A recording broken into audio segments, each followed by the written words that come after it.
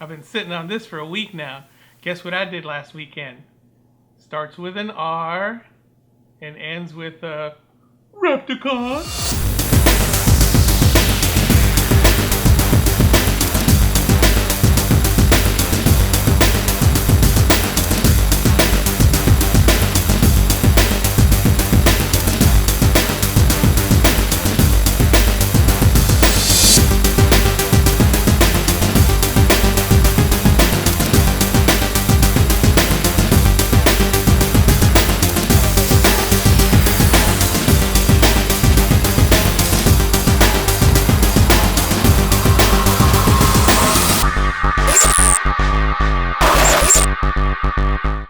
Hello Tarantula lovers, I'm Alex and you're watching Tarantula Haven. Happy St. Patty's Day to you if you celebrate. Yes, last weekend I went to Repticon in Jacksonville, and I've been kind of sitting on it for a week because I did the Tarantula tag last week, and I wanted to share the news with you, but I figured I'd just wait till this weekend to let you know about it. But yeah, I did pick up a few additions, and I don't usually go to the Jacksonville Repticon, which is where I went. And the reason for that is because when they first started, I believe it was just a Repti Day, which is only a one-day event, and they didn't have very many vendors. And we went, it was in an old building, I think it was like an old church or something to that effect, but it was just one big circle and it just went around, and there weren't tons of vendors, and it just seemed like there was a lot of stuff that was just kind of haphazard, people that just kind of had things to sell and from their own personal collection. There weren't really any true vendors, or hardly any true vendors there. But you know, after that I just kind of figured I wouldn't go anymore because it was just too small and there wasn't a whole lot there for me. But they did change it after a little while and turned it into a Repticon, and it was a 2-day event, and they started holding it at I believe the UNF building, the University of North Florida. I don't know exactly what building it was, but it was a little bit bigger. But they just didn't have tons and tons of vendors there either. And usually I didn't find anything that I liked, so I quit going to that again. And it had probably been a couple years before I went to this one, maybe I think about 3 years before I went to this event. And this one was held at the Shrine Auditorium in Jacksonville, and I was surprised. It was a lot bigger. You know, it was a bigger venue, but I mean, I was surprised that there were a lot of vendors there. There were quite a few vendors that were selling just kind of like knickknacks and things, paintings and jewelry, and even I think I saw some Pokemon cards and stuff. But yeah, there were quite a few of those, but there were some genuine vendors there. At first I was a little bit disheartened when I first went in there because there didn't seem to be a whole lot of arachnid vendors, which of course, you know, there usually aren't at these Repticons, but I was hoping to find a couple here and there. And as I was looking around, I did find some people here and there that were selling arachnids, but you know, they were selling something else, and then they might have had 1 or 2 tarantulas that they were trying to sell. And I did manage to find one guy who's kind of a usual that I usually see at the Repti Day in Gainesville as well. And he had quite a few tarantulas to sell. He had some centipedes too, and a couple of other things, some scorpions and stuff. So, but I didn't really see anything that caught my eye from him. So I just kind of wandered around a little bit more, and I finally managed to see one of the regular vendors that I usually see in Orlando, and that was Mike from Exotic Kingdom. And you know, I got happy all of a sudden, and he had quite a selection there that day. So you know, here's a little video of that experience. I kept it short because I didn't want to bore you with all the ball pythons and bearded dragons and all that stuff that you usually see. You know, that kind of gets old after a while to see all the same stuff over and over, which that seems to be the main, I guess, staple of these Repticons. But here's the video, check it out, and I'll come back to you. So I'm at the Repticon Jacksonville. I haven't been in probably about 3 years. They used to hold it at the UNF building. Then before that they had it at some weird building. I don't even remember what it was, but now they're holding it at the Morocco Shrine. And it's a bigger venue, so hopefully there'll be a lot more vendors, and I'm hoping to find some arachnids as usual.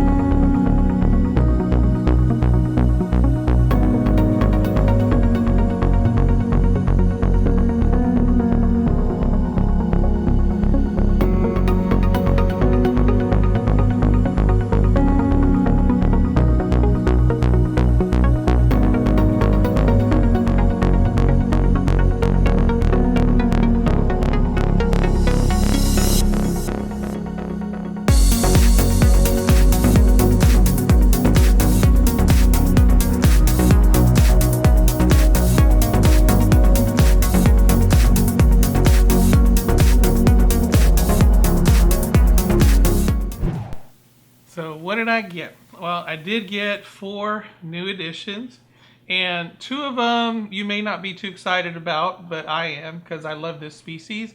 I ended up getting 2 Grammostola pulchripes, and I'll show those to you here real quick. And the reason I got them, I already have 1, and I do enjoy this species. I do love them. They're just beautiful, I think, and they're pretty good sized tarantulas. So one of the main reasons why I like them so much is because they are fairly docile. They lovingly refer to them as the yellow lab of the tarantula world, because they tend to be very easily managed or handled, and they're just beautiful. They're kind of a brown tarantula, but when they got this golden banding on their legs, and it looks beautiful in my opinion. So I wanted to add more to my collection, so hopefully, I only have 1. I always try to get a female out of it, and hopefully I'll get at least 1 or 2 females out of this, out of these 3. So I'm going to go ahead and transfer this one over to its new enclosure to get it out of its little deli tub, because as you know, they always keep them extra moist. So let's go ahead and put it over here. Come on, little guy. There you go. There we go. All right. Nice and easy transfer. I don't worry too much about these guys because they are extremely docile and not very venomous at all. They're pretty good size. I don't have to worry about them. Which brings to mind, I did have a loss this week. It doesn't sting too much because it was one of the freebies that I got from my Christmas order that I got in, and it was a Funapoma hensi, and it was my tiny one. And I noticed the other night that it was molting. It was on its back, and I could see that it was molting. So I figured it would molt just fine, and in the morning I checked on it, and when I looked in, it was dead, and it seemed to be tangled up in its molt. So I don't know what happened. I didn't feel like it was too dry in there. I had it nice and moist, and I didn't have it too moist. So I'm not really sure what happened, but like I said, I'm not too broken up about it, but it still hurts to lose one. It was a freebie, but I did want to, raise it up and see what it grew up into. Here's the other Grammostola pulchripes. Nice, lively little guy. There we go. Come on, you're going the wrong way, buddy. There we go. All right. So there's this one.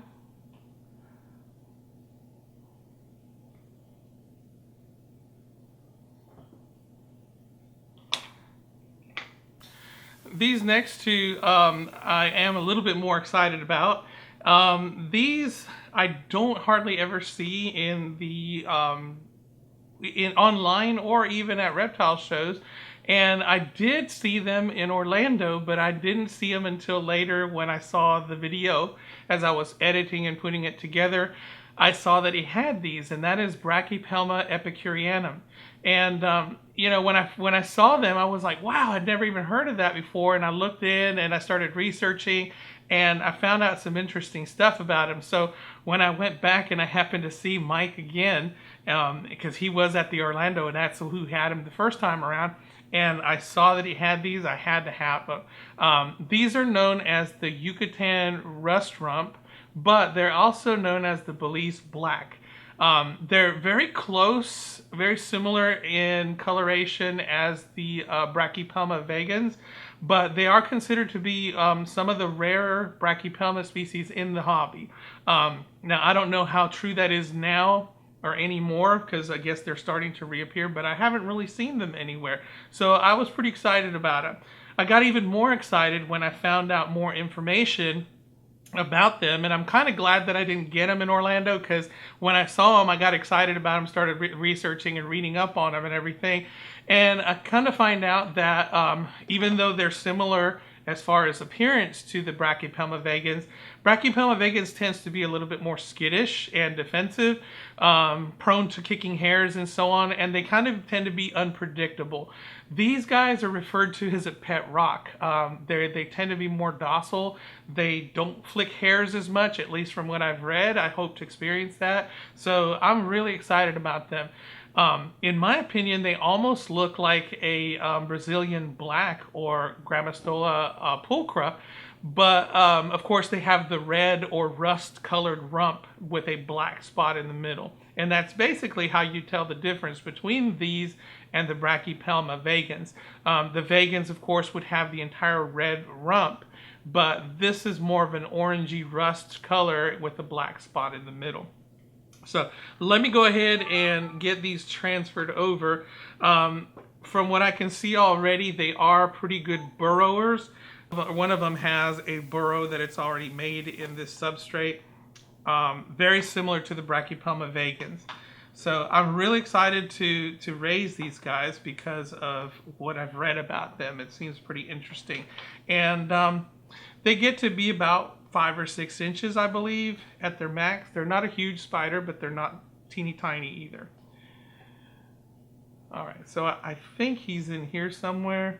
I'm gonna go ahead and disrupt that right there and see if I can get it to come out. Yep, there it is.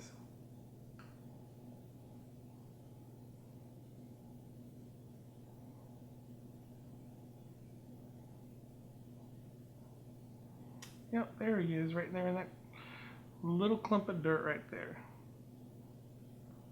Let's move that out of the way. Oh, I just dropped more dirt on it.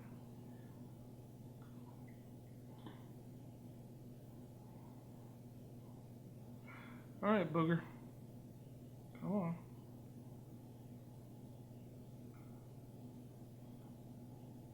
He doesn't want to move. Looks like he's recently molted.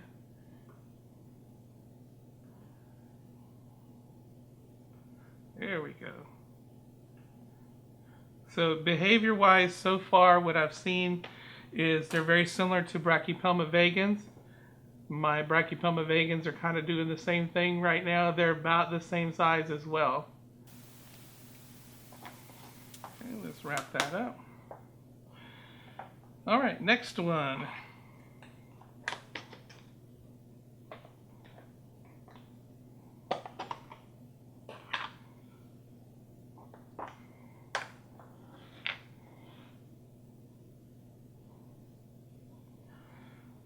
Okay, and this one is also burrowed.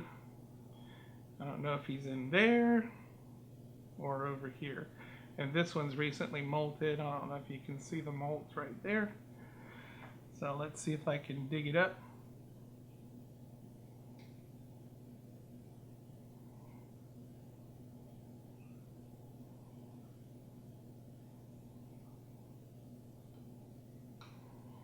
You got to be real careful when you try to dig these little guys up out of their burrows because they are very delicate spiderlings and you can easily hurt them if you're not too careful. Alright, so I don't think he's in that side. So let's check this side.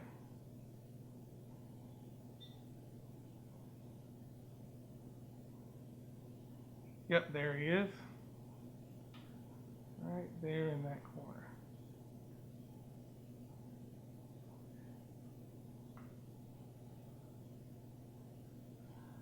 All right, so let me tamp this down so it doesn't roll over on them. So this one's also freshly molted. See there? There we go. And I'm going to go ahead and transfer it. Come on, big guy.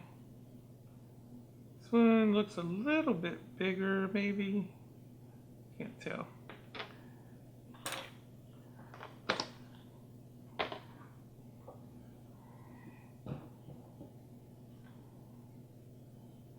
And, you know, I just love the Brachypelma genus altogether. They're just beautiful tarantulas.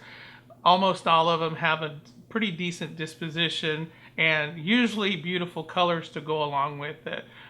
These guys, of course, are from Yucatan, which is in the peninsula of Mexico, the southernmost point of Mexico. But I imagine, I guess they also have a wide range that they go down into Belize, which is the country right below the Yucatan Peninsula, and that's why they also have the name of Belize Black. So I don't know which one is the most commonly used common name, but it is Brachypelma epicureanum. Okay, so another thing that I picked up from the Repticon is one of these Zoomed Bulgariums. And I really like the Bulgarium because it's a nice size for an arboreal. I don't know, some people like to give their arboreals, especially your larger size ones, a bigger enclosure. But I find that these are kind of pretty, you know, they're pretty decent size. And they come with all kinds of little stuff, most of which I probably won't use. I'll probably use it in something else, but the enclosure itself is pretty cool. One of the things that I don't really like about it is that the lid, of course, has a screen lid, but I haven't had any issues with that. But it doesn't have a locking mechanism to it. I do know, I have a friend that I follow on Instagram that she lives in Canada, and she went to an expo and picked up a Bulgarium, and they have a locking lid one. So I don't know why these don't have the locking lids on them. But one of the cool things I do like about them is that the enclosures themselves are really cheap. You know, if you buy one of the bigger Exoterra enclosures with the openings door and all that kind of stuff, you're going to spend a lot of money for those. Off the top of my head, I'm not really sure how much they cost, but these Bulgariums are 20 bucks. So yeah, I bought one at Repticon Orlando for $18. This one was $19. So around $20, which is a good price in my opinion for an enclosure, especially for a larger tarantula, because that's one of those things that, you know, it's kind of hard to find a decent enclosure for your arboreals that is not going to cost you an arm and a leg. So this is a good option for you if you're looking for something. I do believe they have them on Amazon, so I'll post a link for that below. And, you know, in my opinion, they're really, really good. And I did see another YouTuber who uses these, and he came up with a method to make sure that the lids stay secure. And I'm gonna give him a little plug here. The guy from Project Tarantula, and pretty cool YouTube site, you know, YouTube channel. He does this, he collects tarantulas, and he does it with his son, and it's pretty cute because he's a little kid, and they feed the tarantulas and so on. So, you know, if you want to check that out, you can check that out. I'll post a link below too. And but he takes electrical tape, I believe, and he runs it along the top of the glass right here, which causes it to fit a little bit snugger. So when you put it on there, and the lid will fit nice and tight, and it won't come off, so you won't have to worry about escapes. Honestly, I don't have anything on mine, and I've got my my pecan bridge eye in it, and it doesn't even try to escape or anything like that. Not that it won't, but I haven't had an issue with it. But now that I found that out, I'm going to try his method just to make sure that that lid fits nice and tight, and I don't have to worry about the tarantula possibly pushing out. So the Bulgarian, good enclosure if you're looking for a nice cheap arboreal enclosure that looks good, right? Because sometimes those little jars and things like that can kind of have a tendency to look a little bit ugly sitting on your shelf. So this is a little bit of a nicer look for you. Now this I did not pick up at Repticon. This one I actually ordered through Amazon. If you've seen my previous videos where I am babysitting tarantulas for a friend, he has them in these breeder boxes, and I believe Tom Moran has also showed them on his channel. And when I actually saw them in person, I thought that they were pretty cool. They make excellent enclosures for terrestrial tarantulas. They're very similar to the critter keepers that you normally find in Walmart or in most of your pet shops and stuff. But, you know, one of the things that I really like about this is that it's a little bit flatter. It doesn't sit as tall. So you can put, of course, all your stuff in there, your substrate and everything. But it's got little windows on it. And let me see if I can show you this.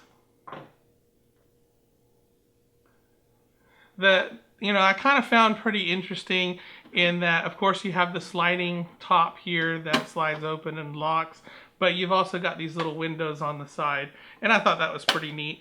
I don't know. I like uniformity in my enclosures, and sometimes if I get lucky, I find the same color lids on them. But here's an example right here. I've got this Critter Keeper, but it's got a green lid. And sometimes you get the hot pink lid or the blue lid and so on. So, you know, it kind of makes up for a hodgepodge of different colors, especially if you have them sitting on your shelf. So I like the look of these breeder boxes. They're nice and black, and of course you've got those little windows and stuff, and a very clear acrylic. So I picked up a couple of these through Amazon because when I saw them, I just had to have a couple. I'm going to be putting my El Parahibanas in here because I put them in a plastic tub that is opaque and you can't hardly see them, and I didn't put enough ventilation in it, so I've ended up getting mites in there. If you noticed on my on one of my videos where I showed it molting, you can see the little mites moving around, and that's just because of the extra humidity that's in there. They come in there to eat anything that the tarantula leaves behind. They love the humidity, so I don't want to get a big outbreak of that, so I'm going to clean that out, get rid of those mites, and put in some new stuff in here and house those tarantulas in here for the rest of the time until they get too big for it. And before I leave you today, I did another thing. Friend of mine at school, at work, he told me he lives in a neighboring town called Interlaken, and he asked me, hey, have you been to the Ace Hardware in Interlaken? Now, I don't know if you have experience with Ace Hardwares, if they have them where you are, but the Ace Hardwares are kind of an interesting place to go to around here. Everyone seems to be a mystery because there's one that has tons and tons of exotic pets in it that I've seen. This one I didn't even know had any exotic pets in it, or any pets at all for that matter. I just never been to it. There's another one that we frequently visit that has tons and tons of plants, lots of different types of plants, which my wife and my daughter both love because they love getting into plants. As you can see, they love these rope plants, and they love violets and so on. So they go down there, and it's like me at a Repticon. So they love all their plants. So anyway, I went to this Ace Hardware. He told me there was a tarantula there. So I was like, got all excited. Oh, tarantula. Because sometimes you can find stuff that, you know, they buy it, or they put it in their shop, and yeah, they'll sell it for relatively cheap. So I just was curious to see what they had, because you never know what you're going to find. They could have a P. regalis in there, or, you know, something that you might want, and a lot of times they'll sit there because nobody wants them, and then next thing you know, they drop the price on them and you can get them for pretty cheap. So I just figured I'd go take a look and see what was going on. And they did have a tarantula there, but unfortunately it was a mature male pink toe, which they were selling for like $39, which is outrageous for a pink toe. So of course I wasn't interested in that, but they did have something else there, and I wasn't all that interested in it at first, but then the more I tried to look at it, the more intrigued I got by it.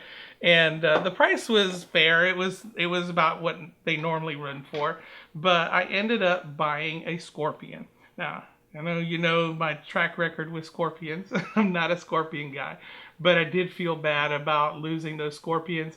And I did see this guy, and this is an Asian black scorpion.